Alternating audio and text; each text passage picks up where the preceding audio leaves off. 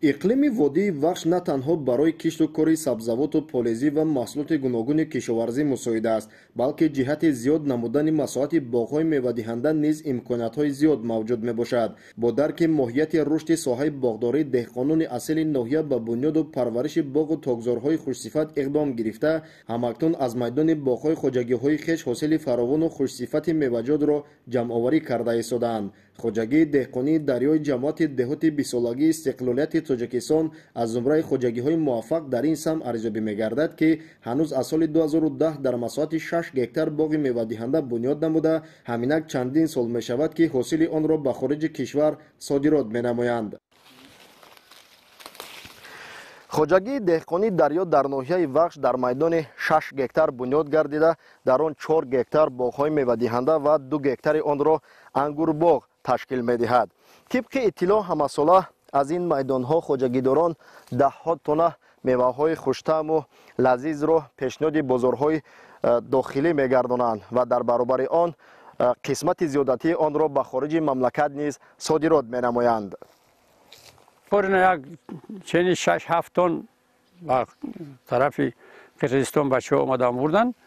аз сабабе ки мақсад чия бисёриш талаф ёфт. дору метем нигаҳ бин мекунем, мақсад ки ай хотире ки ҳосил хуб шава ва мақсад бозори мақсад республикара мева таъмин кунем ё ки содирот кунем. роҳбарии хоҷагии мазкуру деҳқони ботаҷриба Астона Олимов ба уҳда дошта дар парвариши ниҳолони себ, гелос, олуву зардолу ва ангур ба натиҷаҳои назаррас ноил гаштааст. ин деҳқони асил дар тӯли 20 соли заҳмати софдилона як гӯшаи ноободи диёрро ба боғистони хуррам табдил дода, инак аз самараи заҳмати хеш ҳосили фаровони меваҷот ба даст меорад. дар хоҷагии мазкур дарахтони мевадиҳанда тариқи пайвандкунӣ ва минбаъд коркарду ғизодиҳии саривақтӣ ба ҳосил даромаданд. айни замон дарахтони себи ин хоҷагӣ ғарқи ҳосил буда, ҳамарӯза харидорон ин меваи хуштаъмро ба бозорҳои кишвар содирот карда истодаанд. хоҷагидорон бо дарки ин ки заминҳои корами водии вахш дар ҳама давру замон ҳосили фаровон медиҳанд, ҳар қитъа замини корами байни қатори боғҳоро самараноку оқилона истифода менамоянд. як камбудие дар ҳамин вилояти мо ҳамия ки коркарди мева надорам. мисол вилоят монда коркарди мева нест, бисёриш талаф меёва. ҳамира илоҷиш мешид ки ягон заводи коркарди мева мекарданд ки ҳамин чизи деҳқона хоҷагӣ меомад мебурд, беҳтарин кор мешид. мақсад ҳамин корро бояд бишава, ки ба мурури замон оста оста бояд бишава, ношида намешава, барое ки дар вилоят чанд ҳазор гектар замин мақсад боғай.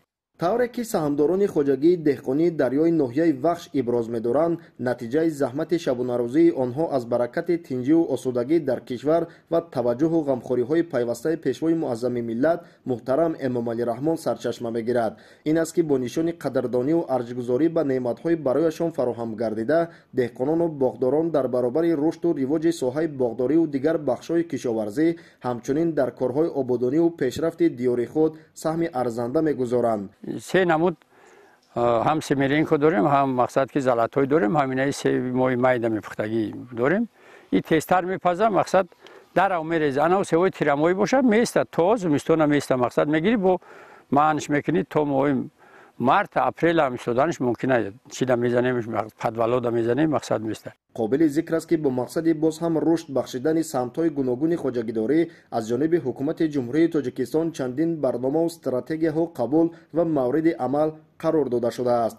хоҷагидорону кишоварзон аз ҷумла саҳмдорони хоҷагии деҳқонии дарёи ноҳияи вахш бо баҳрамандӣ аз шароиту имтиёзҳои барояшон фароҳам гардида, дар кишту парвариши маҳсулоти кишоварзӣ ва рушди соҳаи боғдориву дигар бахшҳои истеҳсолӣ ба муваффақиятҳои назаррас ноил гардиданд. дар ин шаб рӯз аҳли заҳмати тамоми ҷамоатҳои шаҳраку деҳоти ноҳия ба ҷамъоварии зироатҳои гуногуни кишоварзӣ машғул буда, дар баробари таъмини фаровонии бозорҳои дохилӣ ҳамзамон қисмати зиёдатии онро ба давлатҳои хориҷ содирот менамоянд.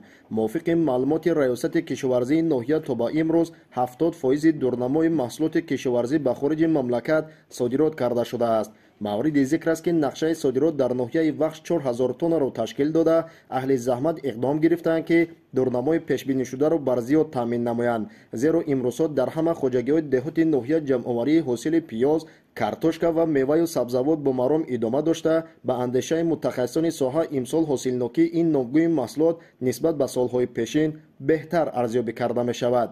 худойдоди раҷаб, абдурозики маҳмадшоh, фирӯзи ҳусейн, ноҳияи вахш барои барномаи ахбор.